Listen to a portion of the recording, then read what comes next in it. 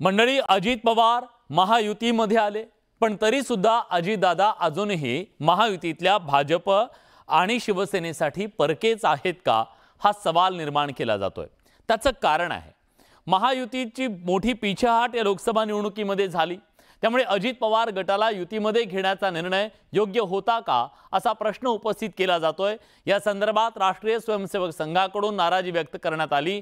आता या संदर्भात देवेंद्र फडणवीसांनी एक भूमिका मांडली, त्यामुळे महायुतीतल्या त्यांच्या भवितव्याबाबत अनेक चर्चा सुरू झाल्यात। त्यात फडणवीसांनी एक विधान केलं आणि त्यामुळे या चर्चा पुन्हा एकदा जोरात सुरू झाल्यात। देवेंद्र फडणवीस अजितदादांच्या महायुतीतल्या असण्याबद्दल नेमकं काय म्हणालेत, आपण आधी ऐकूया। अजीत दादा के साथ हमारी आइडियोलॉजिकली कोई दोस्ती नहीं थी, तो इसलिए मैंने तो बहुत स्पष्ट रूप से इससे पहले भी पब्लिक फोरम से ये कहा है कि शिंदे जी के साथ हमारी जो अलायंस हुई, ये इमोशनल अलायंस है। एक it's not just a political alliance, it's emotional alliance. Ajit दादा के साथ जो हमारा अलायंस हुआ वो it's purely political alliance. Politics में कभी कभी आपको इस प्रकार के अलायंसेस करने पड़ते हैं। ये हो सकता है कि अब अजीत दादा भी बदले बदले से है, वो भी कहीं ना कहीं हमारी आइडियोलॉजी जिस दिशा में जाती है उस दिशा में उनका भी प्रवास शुरू है। तो अगर वो प्रवास वैसे ही चलता रहा तो शायद उनके साथ भी इमोशनल हमारा अटैचमेंट होगा।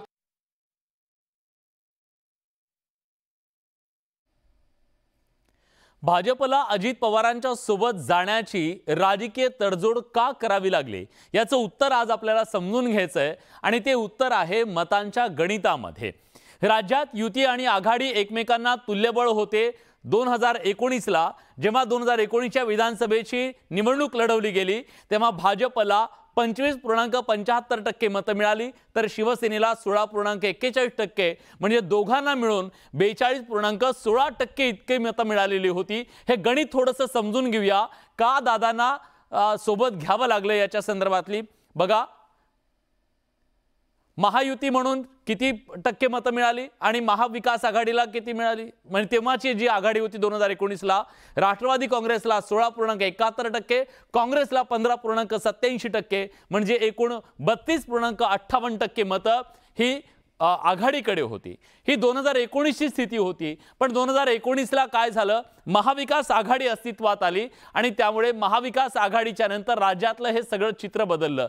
हे चित्र काय होतं बघा, हे चित्र बदललं आणि महाविकास आघाडी अस्तित्वात आल्याच्या नंतर भाजपकडे एकट्याकडे 26.18% मतं राहिली, शिंदेंच्या शिवसेनेकडे 12.95% आणि अजितदादांकडे 3.60%, म्हणजे ही लोकसभेतली मतं आहेत। महायुतीकडे एकूण मतं 42.73% झाली, म्हणजे एकटे जेव्हा भाजप लढलं तेव्हा भाजपकडे केवळ 26% मतं राहिली असती, पण एकनाथ शिंदे आणि अजितदादा पवार या दोघांना त्यांनी सोबत घेतलं आणि जी एकट्याची बरोबरी होती त्याला 42.73 पर्यंत नेऊन ठेवलं। त्यामुळे राजकीय तडजोड भाजप जी सांगताय, ही राजकीय तडजोड या मतांच्या आकड्यामध्ये आहे। आपण पुन्हा एकदा बघूया की ही परिस्थिती, म्हणजे जी राजकीय परिस्थिती निर्माण झाली, एकटा भाजप जेव्हा असतो तेव्हा भाजपला लोकसभेतली मतांची टक्केवारी काँग्रेसची 16.92%, ठाकरेंची 16.72% आणि शरद पवारांच्या राष्ट्रवादीची 10.27%, म्हणजे 43.91% इतकी मतं आता महाविकास आघाडीकडे आहेत।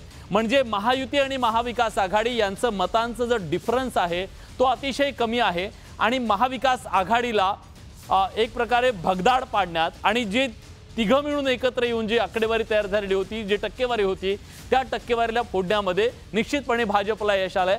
आणि आता 43.91 आणि 43, म्हणजे दोघांमध्ये आता समसमान अशा प्रकारची ही फाईट करण्यामध्ये भाजपला यश आलेलं आहे। आपण हे गणित समजून घेतोय। महाविकास आघाडीच्या स्थापनेच्या नंतर राज्यातलं हे जे समीकरण बदललंय, त्याच्यात महायुतीकडे 25 महायुतीत फक्त भाजप एकटा राहिला तेव्हा 25.75% मतं होती, पण जेव्हा तिघं एकत्र आलेले होते, तिन्ही पक्ष एकत्र होते, म्हणजे फुटलेले नव्हते, तेव्हाची स्थिती काय होती बघा। महाविकास आघाडी जेव्हा निर्माण झाली तेव्हा राष्ट्रवादी काँग्रेसचे 16.71%, शिवसेनेचे 16.41% आणि काँग्रेसचे 15.71%, एकूण 49% इतकी मतं एकट्या महाविकास आघाडीकडे होती आणि त्याच्या विरोधात जी भाजप होती त्यांच्याकडे 25%. 25 विरुद्ध 49 हा सामना महाराष्ट्रात कधीच होऊ शकला नसता. आणि त्यामुळे भाजपनं काय केलं, भाजपनं राष्ट्रवादी काँग्रेसमध्ये एक गट पाडला, इथं फूट पडली, शिवसेनेत एक गट पाडला, इथं फूट पडली आणि हे दोन चंक जे आहेत ते भाजपच्या सोबत 25% आले. आणि मग लोकसभा निवडणुकीला जेव्हा 3 विरुद्ध 3 असा सामना झाला तेव्हा आता दोघेही 43-43 वरती आहेत. आणि याच कारणासाठी, याच गणितासाठी हे जे गणित आहे 49%, हे 49% गाठण्याचा, ती तोडायची आणि आपल्यासोबत जोडायची, अशा पद्धतीची रणनीती करावी लागली. म्हणून हे अंकगणित आहे. भाजप मनाने जरी अजितदादांसोबत गेला नसला तरी मात्र ह्या अंकगणितामुळे त्यांना जावं लागलंय, हे खरं आहे.